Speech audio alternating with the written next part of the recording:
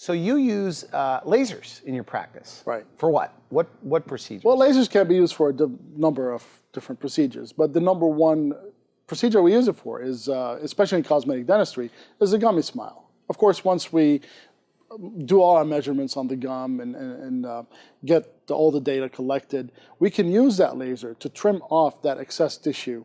It minimizes the amount of bleeding. It's not as painful. The healing time turnover is a lot faster than with regular. And people see results instantly, and they love it. You know, I mean, it's already starting you the process of your transformation. You're already seeing it. You're becoming a part of it. And little by little, a lot of times, Randy, I've actually used that laser to trim off the excess tissue, and people were already happy with their smile to the point where they wanted to wait a little bit longer to evaluate their smile to do the veneers.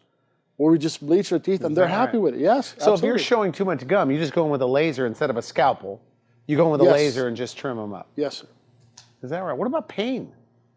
Well, the pain with lasers is a lot lesser than with regular, scalpel. That's when you're cutting on tissue, it's a lot more painful than using lasers. And even the amount of anesthetic that we use is not as much. So they're a little sore after the procedure. Yeah, a little sore. I mean, I've never had it done to myself per se, but I've heard one guy saying it's just like biting into a hot slice of pizza. That's about, a couple of ibuprofens and you'll be fine.